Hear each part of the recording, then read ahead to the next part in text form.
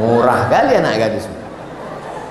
Ustadz, saya mengizinkan suami saya kawin lagi. Nampaknya yang menulis ini laki-laki, tapi dalam hati kita dongkol. Bagaimana tuh Pak Ustadz? Masuk surga apa tidak? Masuk, cuman agak lambat sedikit.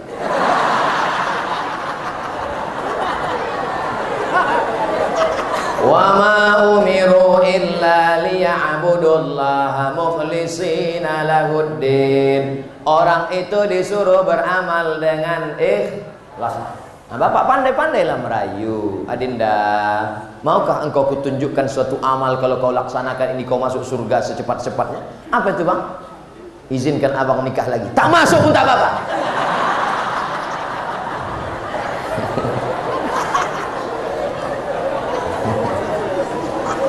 Ibu jangan takut suaminya nikah lagi, karena Negara Kesatuan Republik Indonesia sudah menetapkan peraturan mereka tak mungkin bisa nikah kalau tidak ada tanda tangan dari istri pertama di atas matre 6.000. Oleh sebab itu ibu hati-hati kalau ada di laci nampak matre 6.000.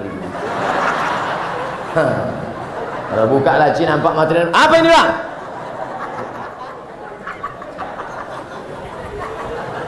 Ibu tak usah takut.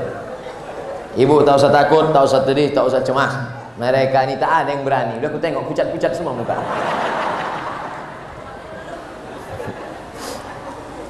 Ustadz, apa hukumnya ikut asuransi? Kita menabung 350.000 dalam jangka 1 tahun, uang kita menjadi 25 juta. Haram. Jadi Pak Ustadz, tarik duitmu balik. Bunga, riba, haram. Ustaz ada ikut? Enggak, saya tak ada ikut. Asuransi kecelakaan mobil tak ada ikut. Jadi kalau Ustaz tabrakan, masuk bengkel, bayar. Pernah Ustaz kecelakaan? Ditabrak dari depan pernah, dari belakang pernah, dari samping pernah. Tak mati-mati.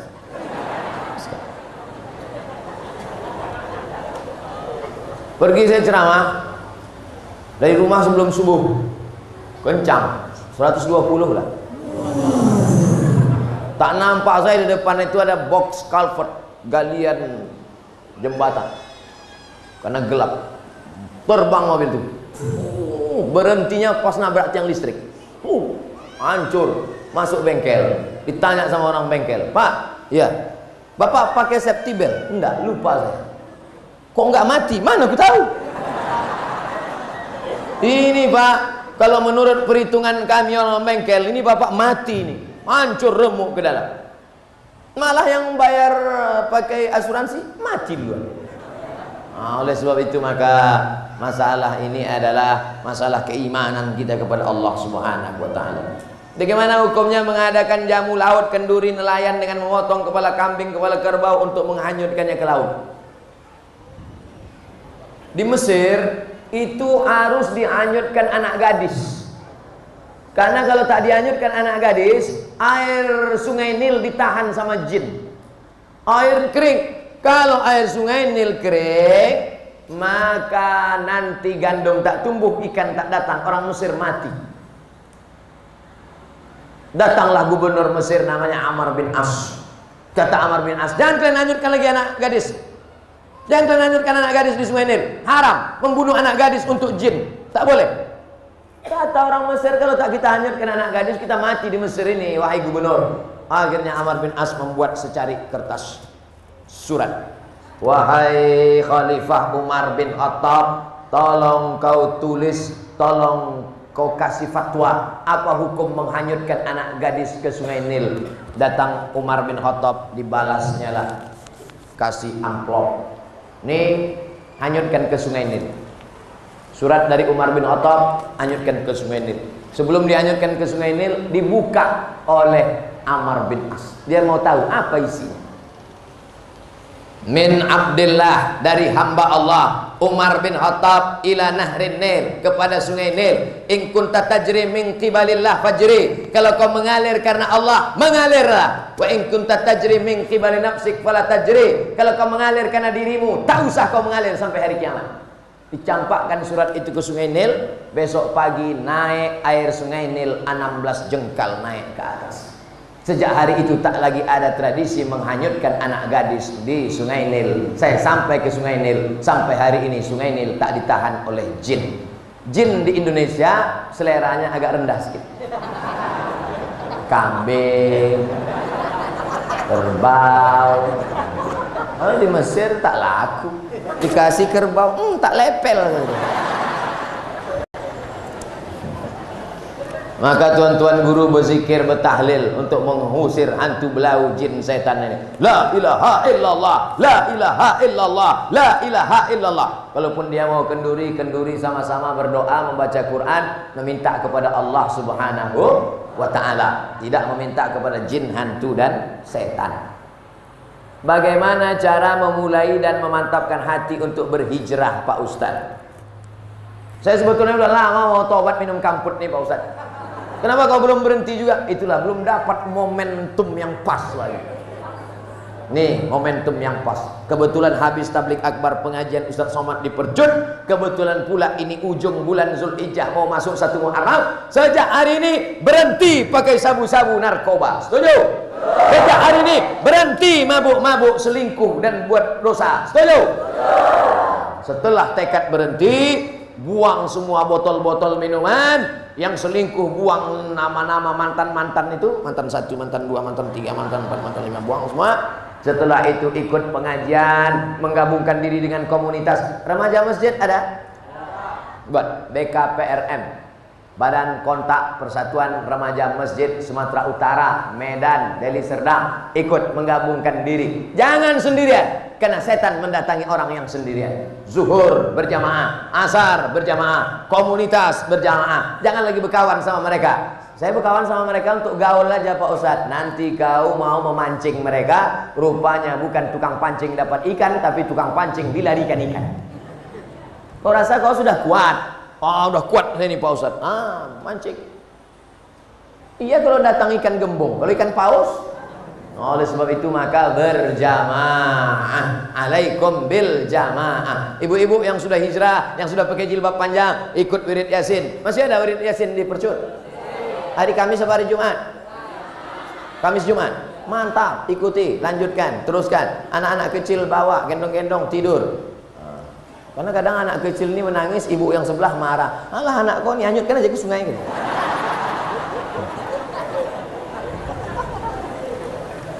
Ustadz, bagaimana jalan keluarnya menurut pandangan Ustadz tentang kurangnya minat pemuda Islam terhadap organisasi remaja masjid? Baru ku bilang tadi. Belajar sama BKPRM, Badan Kontak Persatuan Remaja Masjid. Selama saya datang, itu banyak berperan mereka. Supaya nanti dibuat kajian, didata anak-anak muda sekitar sini, dibuatkan absennya, dibuatkan acaranya. Anak muda jangan satukan pengajian sama orang tua. Pengalaman yang sudah-sudah mereka tak mau. Anak muda, kenapa kalian tak mau datang? Disatukan pula kami sama orang tua. Kami Pak Ustaz takut. Takut kenapa? Asal kami tengok orang tua mau mati aja bawaan kami. Maka anak muda ini dibuat pengajian khusus anak muda. Ustadznya pun janganlah undang ustadz tua macam Ustadz Somad. Undanglah ustadz anak muda macam Ustadz Hanan At-Taqi. Ustadz anak muda itu yang pakai topi macam Bob Marley. Sebelum pengajian mereka pakai motor,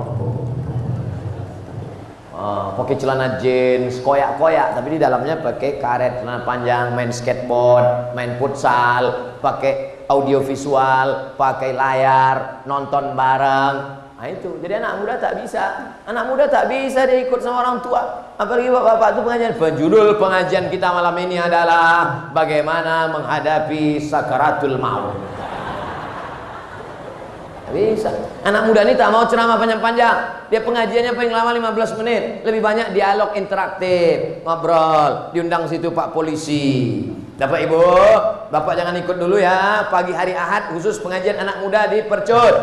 Menghadirkan 4: dokter, polisi, tentara, ustadz. Judulnya bahaya narkoba bagi anak muda. Sebelum acara nonton dulu. Tengok anak muda yang sakau. Tengok tuh, nanti kalau kalian main macam itu kalian ada. Setelah itu baru tanya, Pak Polisi, bisa jelaskan tentang bahaya narkoba? Menurut Undang-Undang Negara Republik Indonesia, kalau pakai narkoba penjara. Penjara. Pak dokter, bisa jelaskan tentang narkoba? Siapa yang pakai narkoba nanti gila.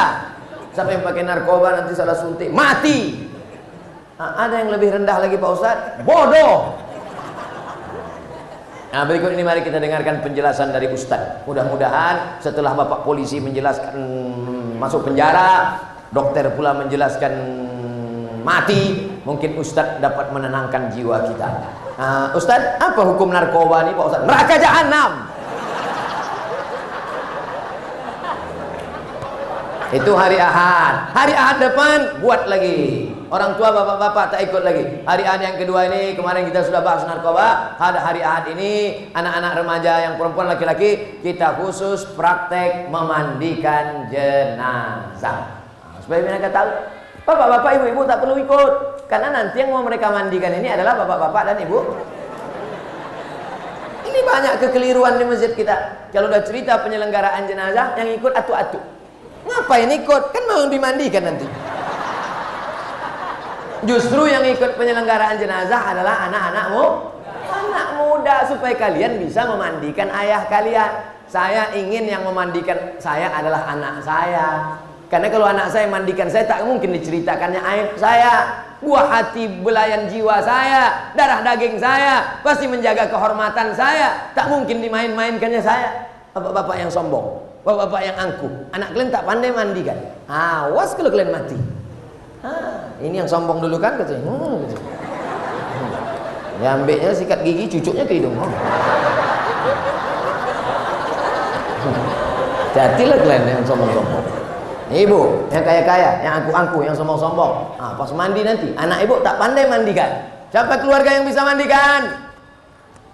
Jadi siapa? Kami serahkan aja. Sementara itu dulu ibu-ibu yang selalu diejek-ejeknya, karena miskin, karena susah. Tutupnya pintu. Anak-anak jangan ikut ya, katanya, kunci pintu.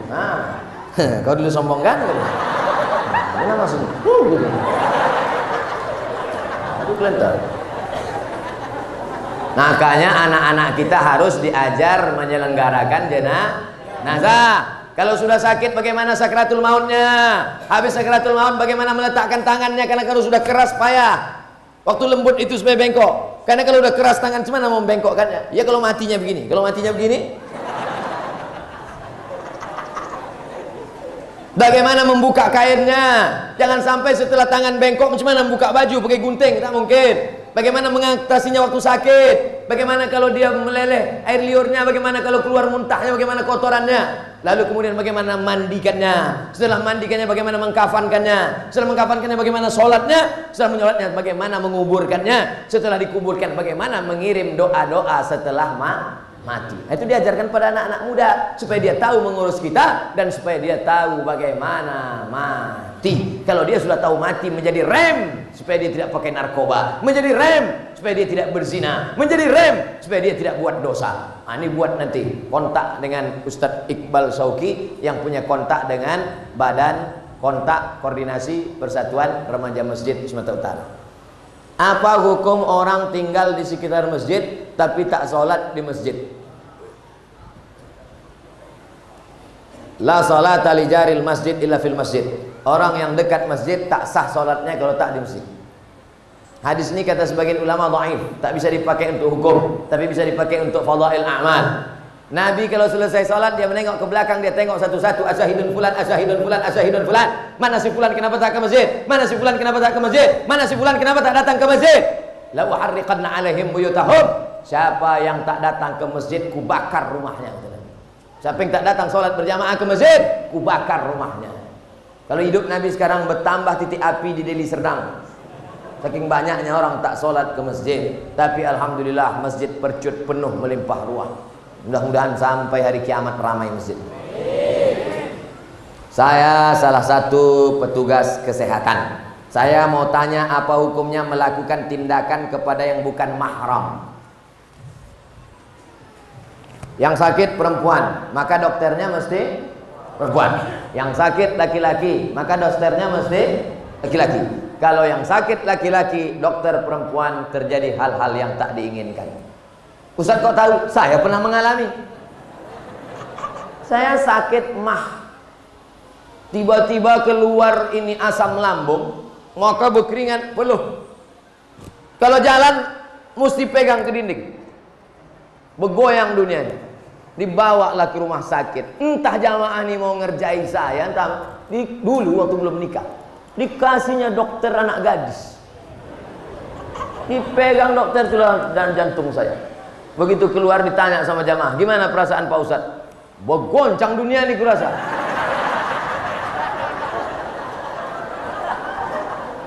Ingat saya orang ngerjai saya itu sekarang. Oleh sebab itu akan datang dokter laki-laki dengan dokter laki-laki, dokter perempuan dengan dokter perempuan. Sekarang tak seimbang antara banyaknya dokter SPOG, spesialis obgyn, spesialis kandungan, dengan perempuan yang mengandung. Karena tak seimbang banyaknya dokter perempuan dengan perempuan yang mengandung, akhirnya mau tak mau dipakailah dokter laki-laki. Karena pilihannya hanya dua, pilih dua. Ibu dokternya mesti laki-laki, dokter perempuan nggak ada lagi, habis sudah. Jadi gimana? Pilih dua, melahirkan sendiri atau pakai dokter laki-laki. Tak mungkin dia melahirkan sendiri karena takut mati.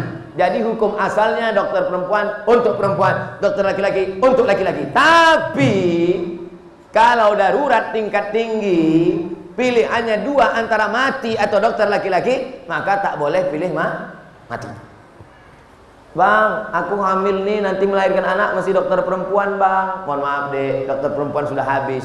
Jadi paksa dokter laki-laki. Aku tak mau. Pilihannya cuma dua dek. Kau pakai dokter laki-laki atau mati? Aku pilih mati aja.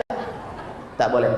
Darurat. Ad-darurat tubihul mahzurat. Begitu juga kalau ada kecelakaan di kampung. Kebetulan pasiennya perempuan. Satu-satunya dokter puskesmas laki-laki. Tiba-tiba terjadi. Pilihannya dua. Tolong karena darahnya sudah habis banyak. Atau dibiarkan. Tiba-tiba datang Pak Dokter. Gimana nih Pak Dokter? Kita biarkan aja dia mati. Harus tolong. Karena di situ ada darurat. Pelajaran dari sini, anak-anak ibu yang perempuan masukkan ke fakultas kedokteran supaya dia bisa beramal menolong pasien perempuan muslimah. Amin. Bagaimana menjadi sebaik-baik wanita yang kelak Allah janjikan masuk ke dalam surga? Posisi saya sebagai istri hanya salah sama suami. Bagaimana cara saya menebus kesalahan saya Pak Ustadz? Ciri perempuan solehah ada 4. Iza amartaha atau atka, kalau disuruh dia patuh. Ciri perempuan solehah pertama, kalau dia suruh atau atka, kalau disuruh patuh. Adinda, masakkan abang sudah siap bang. Kok cepat kali? Ku beli nasi bungkus tadi.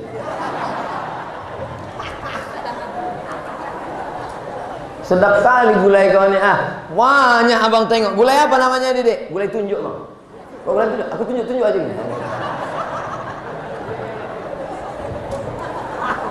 2. Iza nazarta ilaiha sa'aratka, kalau kau tengok dia hatimu senang. Itu ciri perempuan soleh. Asal kau tengok senang hatimu, sejuk matamu menengok dia. Masya Allah Pak Ustaz, saya senang kali nengok dia. Bini kau? Enggak, bini kawan aku. Idza nazarta ilaiha sarratka, kalau kau tengok dia hatimu senang. Idza amartaha ata'atka, kalau kau suruh dia patuh. Yang ketiga, idza ghibta anha, kalau kau pergi dijaganya hartamu dan anakmu. Pergi kau, anakmu dan hartamu dijaganya. Jangan sampai pergi kau 1 hari hilang kulkas, pergi sehari lagi hilang rumah, pergi 3 hari dia hilang. Yang keempat, selalu didoakannya engkau. Doakannya yang baik, Pak. Walaupun laki itu Fir'aun, tetap istri Fir'aun mendoakan yang baik. Siapa nama istri Fir'aun? Asiyah. Doa Asiyah ada dalam Quran. Rabbi binili indaka baitan fil jannah. Ya Allah, bangunkan aku satu rumah dalam surga. Wa najini min fir'auna wa amalihi, selamatkan aku dari Fir'aun dan perbuatannya. Wa najini minal qaumiz zalimin, selamatkan aku dari orang yang zalim. Ibu-ibu yang lakinya agak-agak macam Fir'aun, baca doanya. Kita doa sama-sama. Rabbi binili indaka baitan fil jannah wa najjini min fir'auna wa amalihi wa najjini minal qaumiz zalimin. Insyaallah 2 gendangnya. Kalau tak berhenti dia minum khamar, taubat dia, atau tenggelam dia di laut merah macam Fir'aun. Pak Ustadz, saya mau tanya, apa hukumnya perempuan sholat Jumat? Nanti ibu pergi umrah bulan Januari, umrah bersama Ustadz Abdul Somad dengan Grand Sofa Nauli Ustadz Iqbal. Bulan Januari kita pergi umrah bersama. Ongkosnya Pak Ustadz bayar masing-masing. Nanti itu kebetulan ada hari Jumat, hari Jumat di Makkah atau hari Jumat di Madinah, dan perempuan di sana sholat Jumat. Maka ibu sholat Jumat, dengarkan khutbah Jumat. Tapi kami tak paham khutbah Jumat pakai bahasa Arab Pak Ustadz. Ada translator by Indonesian language, pakai earphone. Gimana khutbah di Makkah tadi ibu? Entah tidur. Jadi perempuan sholat Jumat hukumnya mubah, boleh. Dan perempuan kalau sudah sholat Jumat tidak perlu sholat zuhur. Kenapa perempuan tak boleh sholat Jumat? Siapa yang bilang tak boleh? Inilah dia bertanya, dia belum jawab. Perempuan sholat Jumat boleh. Di Makkah, Madinah, di Jawa pun di sebagian tempat ada sholat Jumat. Dan perempuan kalau sudah sholat Jumat tak perlu sholat zuhur. Siapa yang bilang tak boleh? Kenapa perempuan nunggu laki-laki pulang sholat Jumat baru sholat zuhur? Karena zaman dulu tak ada jam. Zaman dulu tak ada jam, jadi dia nunggu di rumah. Balik lakinya, barulah. Oh, abang udah sholat Jumat tadi bang? Udah, baru dia sholat. Padahal lakinya itu singgah pula main gaplek kejap. Sholat Jumat masuk waktunya sama dengan waktu sholat zuhur. Sekarang jam 12.29. Allahu Akbar, Allahu Akbar. Habis azan, ibu sholat. Karena sudah masuk waktu sholat. Cuman zaman dulu takut kalau nengok matahari entah mendung. Jangan ikut azan HP. Azan HP itu tak semuanya betul. Apalagi waktu sedang buka puasa. Udah makan, rupanya setelan jam Jakarta. Semoga Pak Ustadz dalam lindungan Allah, amin. Di daerah kami ini dominan sebagai pedagang ikan. Apakah riba dalam berdagang ikan? Jual gandum bayar gandum, riba. Jual korma bayar korma, riba. Jual emas bayar emas, riba. Jual garam bayar garam, riba.